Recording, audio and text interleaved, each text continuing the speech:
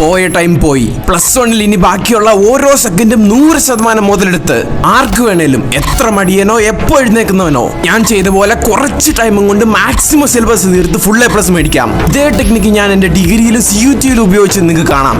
പിന്നെ വലിയൊരു danger, video അങ്ങോട്ടും ഇങ്ങോട്ടൊക്കെ സ്കിപ്പ് ചെയ്ത് 1-2 സ്റ്റെപ്പൊക്കെ അങ്ങോട്ടും ഇങ്ങോട്ടും മാറ്റിയ ഇത് മൊത്തം ചീറ്റി പോകും. ജീവിതത്തിൽ ഒരു പ്രാവശ്യമെങ്കിലും ഫുൾ ഫോക്കസ് ചെയ്യും ഞാൻ ഈ പറയാൻ പോകുന്ന 4 സ്റ്റെപ്പ്. സ്റ്റെപ്പ് 1, ഇത് മനസ്സിലായില്ലെങ്കിൽ വീഡിയോ കാണുന്നതേ വെറുതെയാ. 4 കാര്യം.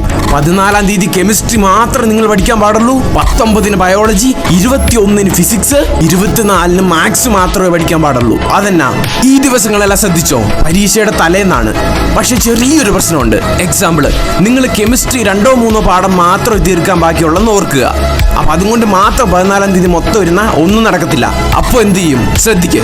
14-ാം തീയതി രാവിലെ നിങ്ങൾക്ക് തീർക്കേണ്ട വേറെ ഏതെങ്കിലും സബ്ജക്ട്, എക്സാമ്പിള് മാത്സിന്റെ 1-2 ചാപ്റ്റർ തീർക്കാം. അടുത്തത് കെമിസ്ട്രിയും പഠിച്ച് രാവിലെ അത് റിവൈസ് ചെയ്തിട്ട് അങ്ങ് പോയാൽ മതി. ഇനിയാണ് ഈ സ്റ്റെപ്പിന്റെ മെയിൻ ഭാഗത്തേക്ക് വരാൻ പോകുന്നത്. ശ്രദ്ധിക്ക്. ഓർക്കുക, 10 മാർച്ചിന് എന്ത് പഠിക്കും, 11, 12, 13 ഈ ദിവസങ്ങളിൽ എന്ത് പഠിക്കും? ഈ ദിവസങ്ങളിൽ ടൈം ടേബിൾ ഒരു പ്രത്യേക രീതി റിവേഴ്സ് ഓർഡർ പഠിക്കുക. അതെന്താ മനസ്സിലായില്ലേ? പറയാം. 10 മാർച്ചിന് നിങ്ങൾക്ക് ഇംഗ്ലീഷ്, അതായത് ടൈം ടേബിളിന്റെ ഏറ്റവും ലാസ്റ്റ് ഉള്ള സബ്ജക്റ്റ് തീർക്കാനുള്ള പാഠങ്ങൾ തീർക്കാം. പിന്നെ അത് കഴിഞ്ഞ് സെക്കൻഡ് ലാസ്റ്റ് ഉള്ള മാത്സ്, പിന്നെ ഫിസിക്സ്, ബയോ, അങ്ങനെ. എന്തിനാ ഇങ്ങനെ ചെയ്യുന്നത്? പരീക്ഷയ്ക്ക് അടുത്തുള്ള ദിവസങ്ങളിൽ പഠിക്കുവാണെങ്കിൽ നന്നായിട്ട് ഓർമ്മ നിൽക്കും. കോമൺ സെൻസ് ആണ്. റിവിഷനും കുറച്ച് ടൈം കളഞ്ഞാൽ മതി. പിന്നെ എന്തിനാ ഇംഗ്ലീഷ്, മാത്സ്, ഫിസിക്സ് പോലുള്ള സബ്ജക്റ്റ് ആദ്യം പഠിക്കുന്നത്? അതെല്ലാം മറന്നു പോകത്തില്ലേ? ഒരു കുഴപ്പമില്ല. എന്തുകൊണ്ട്? ഒരു വലിയ ഡേഞ്ചർ ഒഴിവാക്കാൻ വേണ്ടിയാണ് നമ്മൾ ഇത് ചെയ്യുന്നത്. ഫിസിക്സ് പരീക്ഷ നോക്കിയേ, തലേദിവസം പഠിക്കാൻ ഒറ്റ ദിവസമേ ഉള്ളൂ. അതുകൊണ്ടാണ് നമ്മൾ നേരത്തെ പഠിച്ചു വെക്കുന്നത്. പക്ഷെ ഇത് നോക്കിയേ, ബയോളജിക്ക് മുമ്പേ 5 ദിവസമില്ലേ? അതുകൊണ്ട് ഇപ്പോഴേ എന്തിനാ പഠിക്കുന്നത്? അതിന്റെ ആവശ്യമില്ല. ഈ പറഞ്ഞ പരീക്ഷയ്ക്കിടയിലെ ഗ്യാപ്പുകളില്ലേ, അതിനനുസരിച്ച് ഞാൻ നേരത്തെ പറഞ്ഞ 10, 11, 12, 13 തീയതികളിലെ ടൈം ടേബിൾ നിങ്ങൾക്ക് ചേഞ്ച് ചെയ്യാം. ചാപ്റ്റർ പ്ലാൻ അങ്ങനെ തീർന്നു. ഇനി സ്റ്റെപ്പ് 2, ഏതു മടിയനും എത്ര പഠിപ്പിക്കും എക്സാക്ട് ആയിട്ട് ഫോളോ ചെയ്യേണ്ട ടൈം ടേബിൾ. ജയിക്കണമെന്ന് വാശിയുള്ളോ മാത്രം ഇനി കണ്ടാൽ മതി. കാരണം ഇത് ഈ വീഡിയോയിലെ ഏറ്റവും ഇമ്പോർട്ടന്റ് പാട്ടാണ്. ശ്രദ്ധിക്ക്. രാവിലെ നിങ്ങൾ എപ്പോൾ എഴുന്നേറ്റാലും സ്ട്രെയിറ്റ് പ്രഭാത കർത്തവ്യങ്ങളൊക്കെ ചെയ്ത് ഒരു കാപ്പിയും കുടിച്ച് നേരെ പഠിക്കായിരുന്നോണം. വേറെ ഒന്നും ചെയ്യരുത്. എഴുന്നേറ്റ് ഭക്ഷണം കഴിക്കുന്നതിന് മുമ്പ് ഒരു ചാപ്റ്റർ തീർത്തേ പറ്റൂ. മിനിമം 2-3 മണിക്കൂർ പഠിച്ചേ പറ്റത്തുള്ളൂ. ഇതിന്റെ ഇടയിൽ എങ്ങനെ ബ്രേക്ക് എടുക്കണമെന്ന് ഞാൻ മുമ്പത്തെ വീഡിയോയിൽ പറഞ്ഞിട്ടുണ്ട്. ഡൗട്ട് ഉള്ളവർ കമന്റ് ചോദിച്ചാൽ മതി. അപ്പൊ എന്തിനാണ് നമ്മൾ ഇങ്ങനെ ചെയ്യുന്നത്? 2 മെയിൻ കാര്യങ്ങൾ.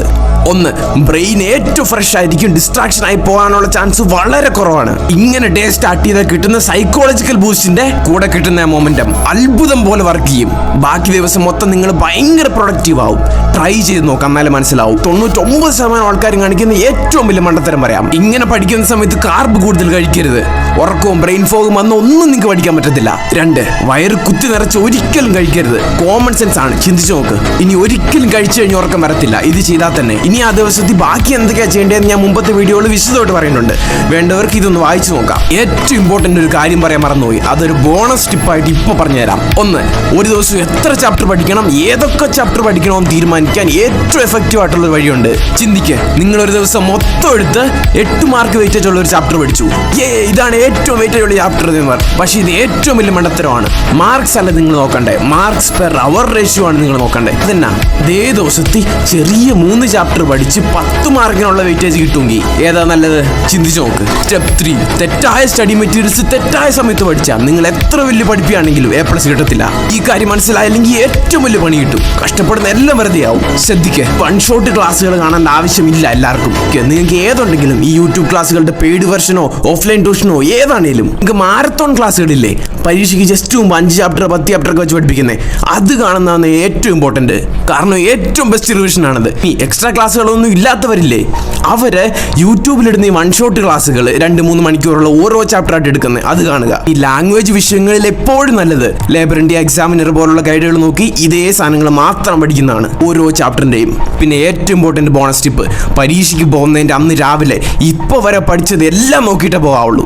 ഒറ്റൊരു ടിപ്പ് B+ നിങ്ങൾ ഒറ്റയടിക്ക് A+ എത്തിക്കാൻ പറ്റും. എപ്പോഴും മറന്നു പോകുന്ന കാര്യങ്ങൾ വേറെ ഒരു നോട്ട്ബുക്കിലേക്ക് എഴുതി വെക്കുക, അല്ലെങ്കിൽ വേറെ പേപ്പറിലേക്ക്, എന്നിട്ട് അത് നോക്കിയിട്ട് പോകണം. പ്ലാനെല്ലാം ഉണ്ടാക്കി. പക്ഷേ സ്റ്റെപ്പ് 4, ഇനി പറയാൻ പോകുന്ന ഈ വലിയ മിസ്റ്റേക്കുകൾ ചെയ്ത 99% നിങ്ങൾക്ക് ഈ പ്ലാൻ ഫോളോ ചെയ്യാൻ പറ്റത്തില്ല, മൊത്തം ചീറ്റിപ്പോവും. രണ്ട് കാര്യമുള്ളൂ. നിങ്ങളോട് കഴിക്കുന്നതിന് മുമ്പ് ഒരു ചാപ്റ്റർ തീർക്കാൻ ഞാൻ പറഞ്ഞു. നിങ്ങളാണ് ഇല്ല എനിക്ക് പറ്റത്തില്ല 2-3 ചാപ്റ്റർ തീർക്കുമെന്ന് പറഞ്ഞ് വാശിക്കിരുന്ന് പഠിച്ചു, മൊത്തം മടുത്തു പോകും. ആ ദിവസം മൊത്തം നിങ്ങൾക്ക് വേസ്റ്റ് ആയി പോകും. പഠിക്കാൻ ഭയങ്കര മടുപ്പായിരിക്കും, ഓൾമോസ്റ്റ് ഇമ്പോസിബിൾ. ഇതാണ് ഏറ്റവും വലിയ മണ്ടത്തരം. ശ്രദ്ധിക്കേ. 2, സോഷ്യൽ മീഡിയ ഒരു 5 മിനിറ്റ് റെസ്റ്റ് ചെയ്യാനാന്ന് പറഞ്ഞ് മാത്രം എടുക്കും.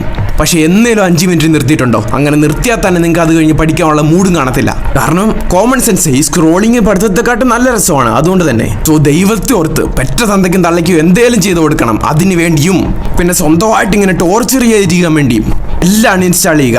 യൂട്യൂബും വാട്സപ്പും ഒഴികെ അതിൻ്റെ നോട്ടിഫിക്കേഷൻ ഓഫ് ആക്കി വെക്കുക രണ്ടിൻ്റെയും. ഇനി പറയാൻ പോകുന്ന ഈ കാര്യം മനസ്സിലായില്ലെങ്കിൽ നമ്മൾ കഷ്ടപ്പെട്ടതെല്ലാം വെറുതെ ആവും. ശ്രദ്ധിക്കുക. വേറെ ഒന്നും ഓർക്കണ്ട.